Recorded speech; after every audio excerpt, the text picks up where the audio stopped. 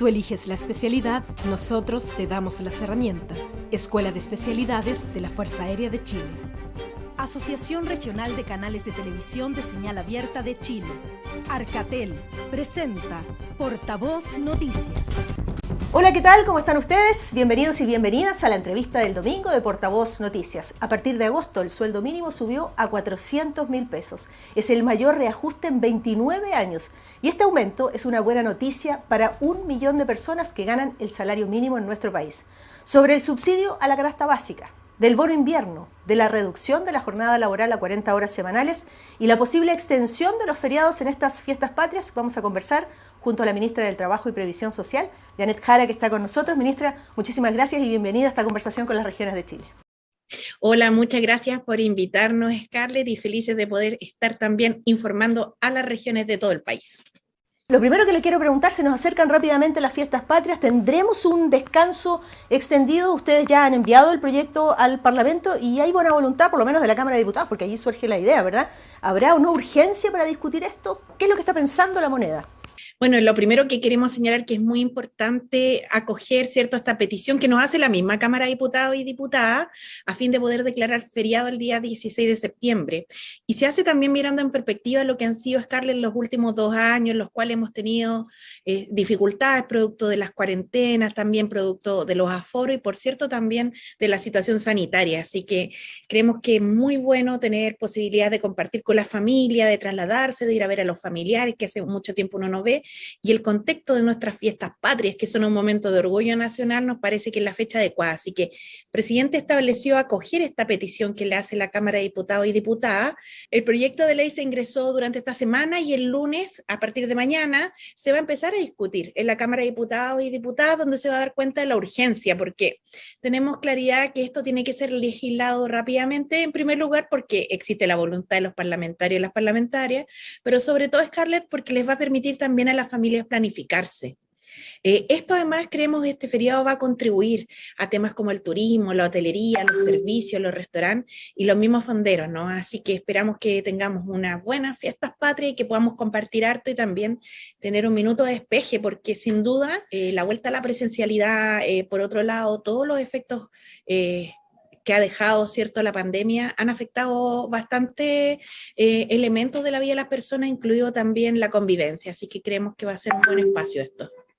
Bueno, quería preguntarle, porque ya a contar del 5 de agosto, las personas que ingresan a través de internet a www.bonoinviernochileapoya.cl pueden, a través de su RUT y su fecha de nacimiento, saber si son o no beneficiarias de este bono invierno de 120.000 pesos. Esta es una primera etapa. Cuéntanos un poquito. ¿Se requiere postular a aquello? Ustedes han dicho no, ¿verdad? ¿Cómo se paga este bono? ¿Quiénes serán los beneficiarios? Efectivamente, primero no se requiere postular. Quiero señalar que ante el alza en el costo de la vida y dentro también de los recursos con los que contamos, ¿no? Todos sabemos que el año pasado se hicieron hartas transferencias, eso dejó también el tesoro público con menos recursos que los que uno podría a lo mejor pensar en que todos los países disponen en determinados momentos, pero el presidente, dentro del marco de responsabilidad fiscal y viendo también cómo transcurrió la operación Renta en abril de este año, lo que se logró recaudar, dispuso esta ayuda para las familias, que el bono extraordinario Chile Apoya o bono de invierno Chile Apoya, en el cual también contamos con el apoyo de los parlamentarios y parlamentarias, y consiste en un bono, Scarlett, de 120.000 pesos que llega a 7,5 millones de personas. ¿Cómo se paga el bono? Y eso es lo que hay que tener a la vista, porque el día 5 de agosto, el viernes recién pasado, comenzó el pago del bono para el primer grupo de beneficiarios, que son aproximadamente 4,5 millones de personas, Scarlett. ¿Y quiénes son esas? Más de la mitad, entonces, en definitiva. Más de la mitad, claro, porque fíjate que son quienes reciben alguna ayuda del Estado de forma más o menos regular, ¿no? Entonces están, por ejemplo, los que recibieron el bono marzo, los que recibieron el bono invierno, que son 1,5 millones, el bono invierno el tradicional, porque este es un extraordinario de invierno. El bono invierno que creó la presidenta Bachelet, que llega a 1,5 millones, ¿cierto?, de personas mayores de nuestro país, que se pagó el mes pasado. Entonces, dentro de estos dos grupos, que son los que reciben el bono marzo y el bono invierno, usualmente están personas u hogares que tienen asignación familiar, subsidio único familiar, ¿ya? Y en esos casos, fíjate, Scarlett, que es importante señalar e informarle a las personas que el número de bonos que recibe un hogar no es de uno por hogar, sino que es uno por carga que está debidamente acreditada. Por tanto, si en un hogar hay más, no sé, por ejemplo, 2 hijos estudiando y dentro del rango de la edad que corresponda, recibiendo asignación familiar, se van a recibir 2 bonos y así sucesivamente. Entonces, hay un primer grupo que son más de 4,5 millones de personas, como señalaba, que usualmente reciben algunos subsidios y transferencias del Estado, a quienes les pudimos anticipar el pago. Precisamente porque como reciben subsidios del Estado de manera más permanente, contamos con su base de datos. Entonces, desde el viernes hasta el lunes vamos a estar haciendo, hasta mañana lunes, todas las transferencias de pago automáticas para alcanzar a todas aquellas personas que tienen su cuenta RUT o su cuenta corriente inscrita, ¿ya? Y a partir de mañana lunes y durante la semana vamos a estar haciendo el pago presencial de este primer grupo también, tanto en el Banco Estado como en la caja de compensación que suele pagar los beneficios del Estado y que es la caja Los Héroes. La gente puede consultar a través de su RUT y su fecha de nacimiento a través de internet en www.bonoinviernochileapoya.cl. Es muy importante. Usted decía también un segundo dato que también es clave. Esta es la primera etapa de pago. Yo tengo aquí la lista en mi mano, seguramente usted la tiene también, de esta primera etapa de pagos del bono Chile Apoya de invierno por región. Y aquí estoy viendo el listado, por ejemplo, bueno, evidentemente la región metropolitana tiene más habitantes que el resto del país, 7 millones aproximadamente, pero tenemos aquí también los aportes que va a haber en la Araucanía, en Biobío, en Valparaíso, por ejemplo, a ver si puede compartirlo con nosotros, ministra. Claro, por ejemplo, en la región de Valparaíso se van a entregar 363.660 bonos. ¿Ya? En la Araucanía, 296.000 bonos aproximadamente, en Biobío 362.000 bonos. Entonces estamos hablando de ayudas que efectivamente cada uno de estos bonos, como señalaba, asciende a 120.000 pesos y se entregan en un único pago. Vuelvo a señalar, no hay que postular, sino que como contamos como país con los antecedentes producto de que reciben usualmente algún tipo de ayuda, hemos anticipado el pago y empezamos a pagar este viernes recién pasado. Pero hay un segundo grupo también, Scarlett, que es el que usted comentaba, ¿cierto? Y que son aquellas personas que van a recibir el bono que cumplen 2 condiciones. Están en el 60% del registro social de hogares, pero además dentro de su grupo hogar, recuerden ustedes que en el registro social de hogares las personas informan quienes conforman ese grupo hogar, hay alguien que tiene... respecto de quién se desarrollan labores de cuidado. Y nos referimos, por tanto, a un niño menor de 18 años, a una persona mayor de 60 años o a una persona que tenga algún grado de dependencia o de discapacidad. En ese caso también se va a recibir el bono por cada una de las personas que se encuentren en esta situación dentro de un hogar. Como estas personas no están incluidas en el primer grupo, porque si fueran además asignatarios de subsidio familiar o de asignación familiar, se les pagaría en el primer grupo.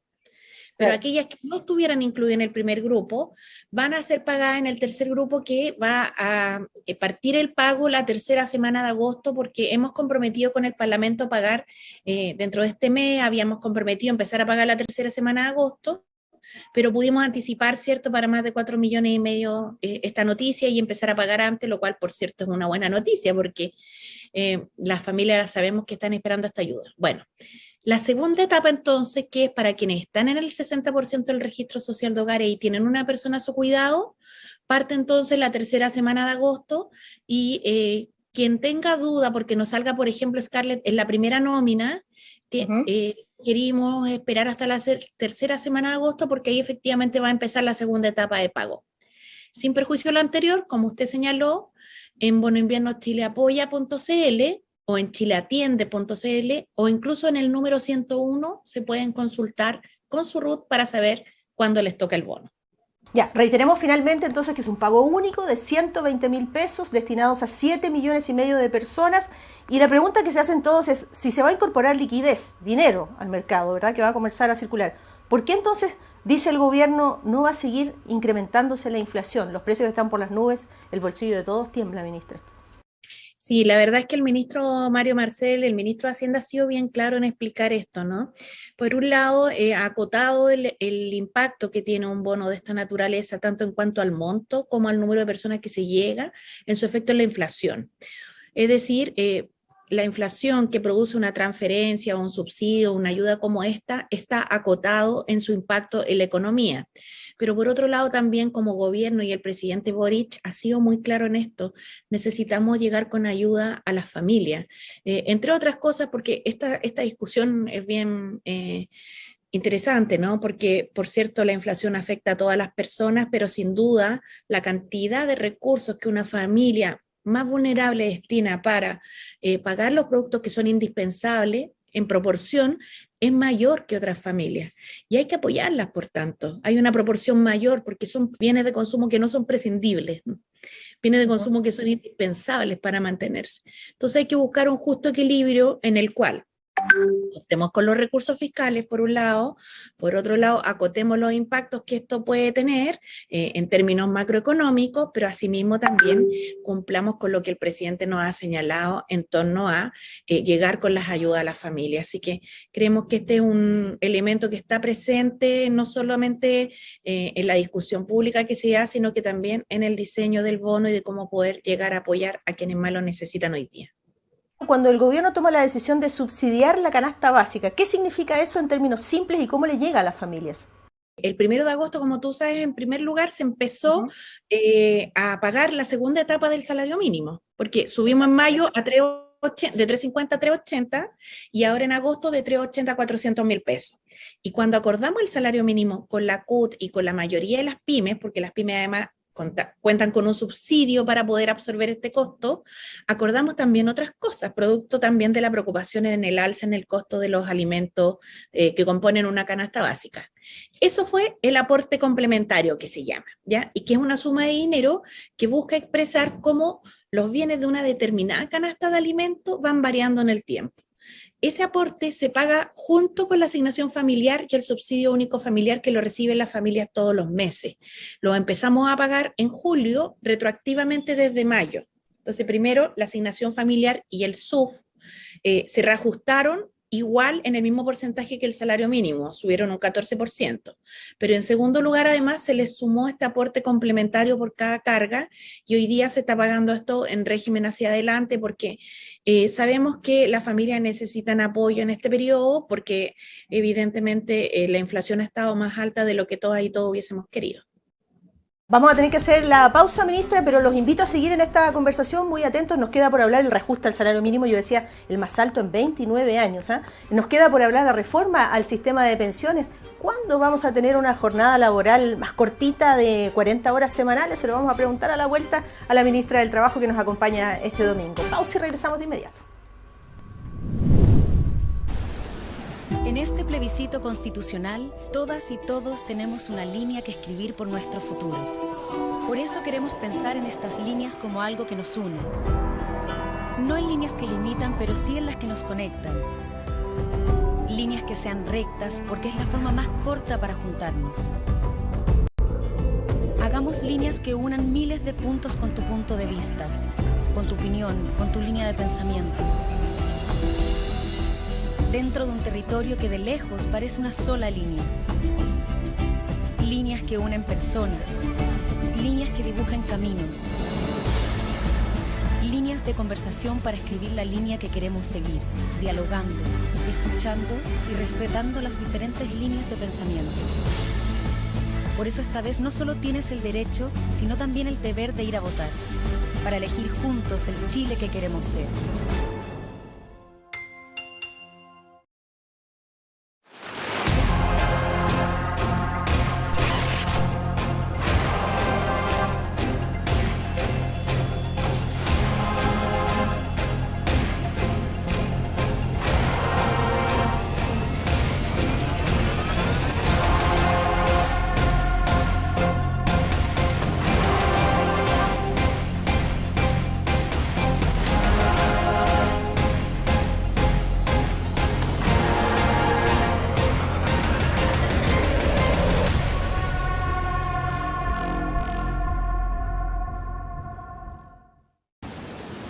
En este plebiscito constitucional, todas y todos tenemos una línea que escribir por nuestro futuro.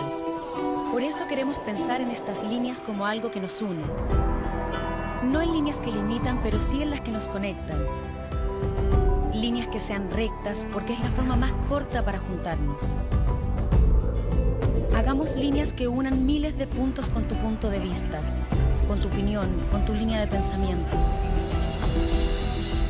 Dentro de un territorio que de lejos parece una sola línea. Líneas que unen personas, líneas que dibujan caminos. Líneas de conversación para escribir la línea que queremos seguir, dialogando, escuchando y respetando las diferentes líneas de pensamiento. Por eso esta vez no solo tienes el derecho, sino también el deber de ir a votar, para elegir juntos el Chile que queremos ser. Ya estamos de regreso con la entrevista del domingo de Portavoz Noticias. Hoy nos acompaña la ministra del Trabajo y Previsión Social, Janet Jara. Gracias nuevamente por esta conversación con las regiones de Chile. Parte del buen vivir, ministra, es trabajar un poquito menos, dedicarle más tiempo a la familia. Desde el año 2017 aproximadamente ya sabemos de este proyecto y se empieza a discutir.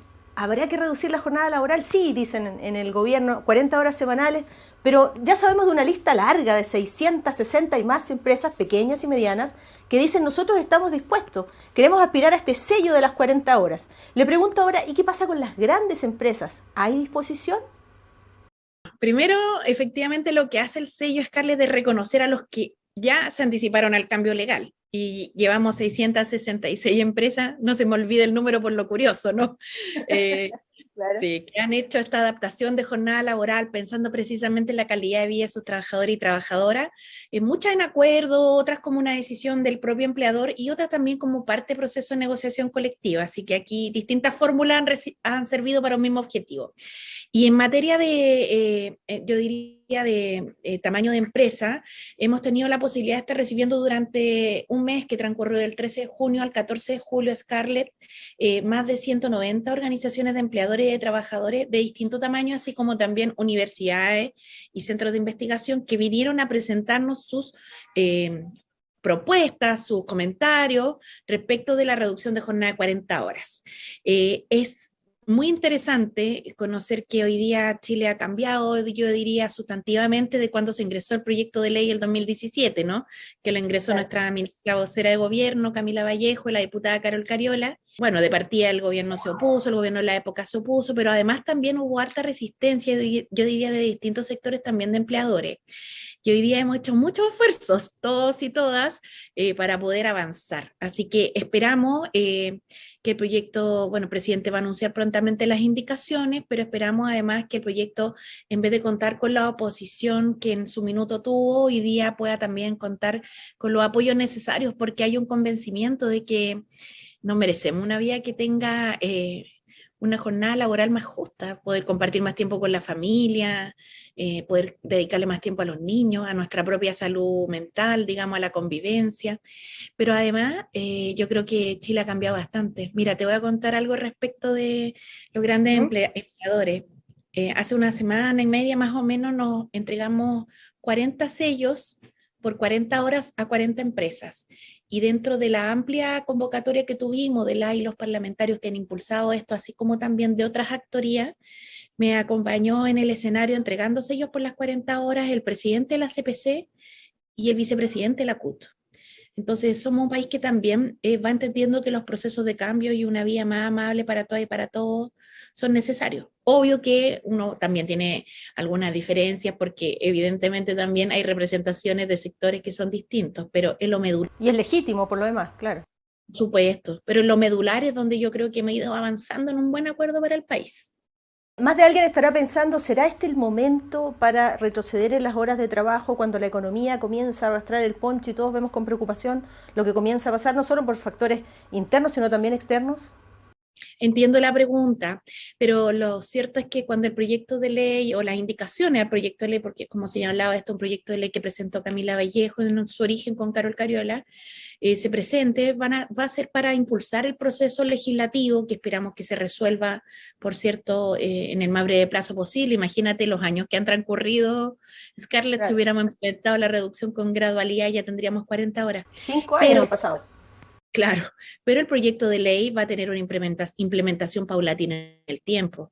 Es evidente que nuestra economía también se tiene que adaptar Los costos laborales tienen que ser debidamente absorbidos y todos queremos cuidar también el empleo, el crecimiento y también, por cierto, hacer que este país que es tan grande y que ha crecido tanto, tenga a la vista que todos los frutos de esa riqueza ojalá alcancen a las personas para tener también una vida más justa. Así que va a ser con gradualidad y con responsabilidad como el presidente lo ha señalado y también con toda la convicción de que esto nos va a hacer bien como sociedad. Así que ahí, en el justo equilibrio, estaremos conversando con la y los parlamentarios de este tema muy pronto. La invito a hablar del salario mínimo. Hace unos días usted se juntaba con la Central Unitaria de Trabajadores. Es cierto, el gobierno cumplió con la primera promesa de reajustar, ya llevamos dos, ¿verdad? Dos reajustes al salario mínimo, 380, 400. Hay una promesa de si a enero de 2023 la inflación supera el 7%, va a llegar a 410.000. Y el objetivo final es, al término del mandato, llegar a 500.000. La CUT le pide apurar los tiempos, llegar rápidamente, incluso antes a los 500.000. ¿Qué posibilidades hay de aquello? ¿Hay, digamos, voluntad de parte del gobierno y también del empresariado, porque para ellos no es fácil llegar a esos números? Cuando se legisló el salario mínimo ahora en abril de este año, que lo hicimos en acuerdo con la central después de 6 años que no se había logrado un acuerdo, se hace también y se legisla, un apoyo a las pymes. Entonces, lo primero que quisiera señalar es que la pequeña y mediana empresa puede postular a través de la página de impuestos internos, si.cl, a un subsidio que por cada trabajador asciende a 26.000 pesos y que por tanto los va a ayudar para que esta alza de salario mínimo también puedan irla absorbiendo paulatinamente en el tiempo. En segundo lugar, Scarlett, es importante que todos pongamos en común cierta información. En nuestro país, fíjate que cuando se alza el salario mínimo, se alza a 380.000 pesos en el mes de mayo y eso beneficia a cerca de 850.000 trabajadores. Y ahora que se sube durante el mes de agosto de 380.000 pesos a 400.000, alcanza 150.000 trabajadores más. ¿Qué quiero decir con esto? Que en nuestro país hay 1 millón de trabajadores que ganan el salario mínimo. Y hay muchos más trabajadores y trabajadoras que ganan cifras muy cercanas al salario mínimo. Por tanto, tenemos una estructura salarial bastante inequitativa, que requiere también ser revisada por parte de los empleadores y que requiere además que como sociedad, un poco lo que decía antes, ¿no? ¿Cómo hacemos que el crecimiento de este país que ha sido tan grande y tan bello alcance a todos y no se generen exclusiones sociales e injusticias tan grandes?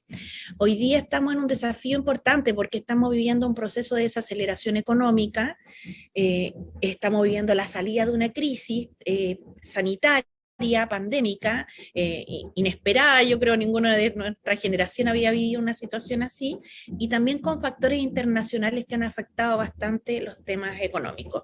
Y en ese sentido esperamos que esta crisis vaya siendo superada en un corto plazo. El ministro de Hacienda también lo ha reiterado en varias ocasiones, y que todas las reformas que nosotros estemos pensando, el horizonte de transformaciones, vaya ejecutándose en un tiempo que sea paulatino en el tiempo. Queremos, y el presidente así lo ha señalado, que en salario mínimo, fíjate Scarlett, estos 500.000 pesos representan que por lo menos un trabajador que se emplea todo el día, trabaja jornada ordinaria para apoyar a su familia, al menos con un salario que le permita sacarlo de la línea de la pobreza. Así que paulatinamente, con la gradualidad que nuestra economía, cierto, necesita para irse adaptando, vamos a avanzar en el salario mínimo con la convicción que lo ha señalado el presidente Boric para llegar dentro de su gobierno a los 500.000 pesos. Claro, y cuando los sueldos son bajos, eso tiene impacto directo, por supuesto, en las pensiones futuras, ¿verdad? De verdad que sí. Y entonces, ahora yo le pregunto, porque es muy interesante comenzar a conocer algo del diseño de la reforma previsional que plantea el gobierno o que va a plantear el gobierno. Entonces, por ejemplo, se discute muchísimo si serán o no heredables. Se está pensando en una cotización adicional de 6% por cargo del empleador que no será heredable. Entonces, cuando uno empieza a desmenuzar realmente cuando los fondos son heredables, vemos, y lo ha dicho el ministro de Hacienda, que solo 1 de cada 8 trabajadores que fallece genera herencia. Y es de solo 2 millones de pesos por heredero. Entonces él dice, pongamos las cosas en contexto. ¿Cuál es el diseño y el camino que plantea el gobierno? Bueno, lo primero que quisiera señalar es que los sistemas de pensiones tienen un objetivo, y que es generar pensiones, ¿ya? En ese sentido, el principal desafío que tenemos como país, suena redundante, ¿no? Pero lo digo porque efectivamente ese es un objetivo de política pública, y cuando se generan leyes o reformas, se tiene que tener a la vista lo principal, que es generar pensiones. En segundo lugar, quiero señalar que, claro, las personas no han recibido buenas pensiones durante décadas, y por otro lado, la legítima preocupación respecto de sus familias es un tema evidente. ¿Qué pasa cuando yo no esté? En ese sentido, los sistemas de pensiones generan las denominadas pensiones de sobrevivencia, Scarlett, que son aquellas que se entregan al o el cónyuge, a los hijos que están estudiando, ¿cierto? O a los padres cuando dependen de uno. Esas pensiones de sobrevivencia son parte del sistema de la seguridad social y son una cosa distinta de lo que se denomina la herencia. Y la herencia, como señaló también el ministro Marcel y los datos de la superintendencia así lo han indicado, se da en casos excepcionales, cuando las personas además aún tienen saldo en sus cuentas y que han concurrido varios elementos. Por ejemplo, no tener una cónyuge o un hijo que beneficiario de pensión de sobrevivencia. Ahora, el punto central de la reforma que estamos diseñando y que el presidente nos ha encomendado llevar adelante, dice relación con que tenemos que avanzar hacia lo que se denomina seguridad social, Scarlett. Y eso básicamente es romper con la regla que hemos tenido todo este tiempo en el cual las personas se tienen que rascar con sus propias uñas y defenderse sola o solo frente a los riesgos del envejecimiento. La seguridad social, en cambio, establece un principio súper básico y es cómo la sociedad, desde el colectivo, entre todas y todos, reconoce y apoya a quienes han dado toda una vida de trabajo por el país. Y hoy día tenemos una situación porque efectivamente la reforma, como se ha reiterado muchas veces, no contempla en ningún caso expropiarle los fondos de pensiones que tienen las personas en la AFP a los trabajadores y trabajadoras. Yo quiero volver a reiterar lo que lo hemos dicho en todos los tonos, pero igual todavía cuando se instala esta mentira, ¿no? Con objetivos, con una mirada puesta en el plebiscito, la verdad es que no es real eso, pero sí la reforma contempla, yo diría, un elemento central, que es cómo nos hacemos cargo de las pensiones bajísimas que hoy día tienen hombres y mujeres y cómo nos hacemos cargo como sociedad, en particular, de las bajas pensiones de las mujeres. Y bueno, en el debate iremos viendo porque efectivamente lo único que uno puede tener claro, Scarlett, es que seguir con la capitalización individual, administrada además por la AFP, que todos sabemos que son entidades con fines de lucro en esta materia, que se han opuesto reiteradamente a los cambios que se han tratado de hacer en el sistema de pensiones, seguir haciendo más de lo mismo, la verdad es para obtener los mismos resultados. Y hoy día creo que la sociedad chilena también ha ido cambiando y no creo que sea aceptable no abordar las brechas previsionales de las mujeres y dejar a los pensionados actuales en realidad en el descampado. Esa es la conversación de fondo. ¿Vamos a estar dispuestos o no a generar con el 6%, con la cotización patronal, que hoy día ni siquiera existe, que seguramente sí existe, cuando la legislemos va a ser con gradualidad, mecanismos de seguridad social para apoyar a los que más requieren, que son la gran mayoría de las personas? O sea, estamos hablando así aquí un porcentaje altísimo, y que además con un criterio de sostenibilidad, Scarlett, se asegure también en el futuro que lo sigamos percibiendo quienes lo requieran. La reforma a las pensiones es una buena noticia para el país. Es una buena noticia porque lo que busca es hacerse cargo de toda esta situación precaria en la que están las personas mayores. ¿Cuántas mujeres? Bueno, y hombres también, si los datos son súper dramáticos, digamos. ¿Cuántas mujeres han estado pasando dificultades, pellejerías? Muchas cuentan con el apoyo de su familia, pero muchas por distintas circunstancias no. Entonces tenemos hoy día un momento importante donde sin duda todo lo que ha sido ahorro privado, ¿cierto?, va a seguir la misma lógica, no hay ninguna intención en materia del 10% de innovar, las personas van a seguir con las mismas reglas, nadie les va a expropiar nada, no se trata de eso. Sí se plantea discutir sobre una nueva cotización de origen patronal como existía antes de que José Piñera, ¿cierto?, instalara el sistema de AFP en nuestro país durante la dictadura cívico-militar, y avanzar ahora a lo que hay en todos los sistemas del mundo, que es seguridad social. Eso es lo que tenemos que avanzar hacia una sociedad de derechos. Ministra, yo le doy las gracias por estas reflexiones, por estas luces de lo que viene, de la discusión que comienza en las próximas semanas. Le mandamos un abrazo, ministra Janet Jara, por esta conversación. A nombre de las regiones de Chile, que le vaya muy bien y un abrazo grande. Muchas gracias, Scarlett, y para nosotros siempre un gusto estar en Portavoz porque hay que informar e informarse debidamente. Aprovecho de señalar, recuerden que el 4 de septiembre el voto es obligatorio, invitamos a todas las personas a votar informadamente y desde el Ministerio del Trabajo también hemos legislado para contribuir junto con los conductores de locomoción colectiva a que ese día pueda también haber más transporte, digamos. Y desde el Ministerio del Trabajo, Scarlett, porque tenían ese día muchos conductores un día libre, pero los conductores han también aprovechado de ceder esa posibilidad para que tengan otro día su día de descanso y puedan ese día también estar a disposición de la ciudadanía. Así es, 4 de septiembre, día de voto obligatorio. Gracias, ministra, un abrazo muy grande, que esté muy bien. Y gracias a ustedes también por acompañarnos en la entrevista del domingo de Portavoz Noticias. Hasta pronto. Tú eliges la especialidad, nosotros te damos las herramientas. Escuela de Especialidades de la Fuerza Aérea de Chile. Asociación Regional de Canales de Televisión de Señal Abierta de Chile. Arcatel presentó Portavoz Noticias.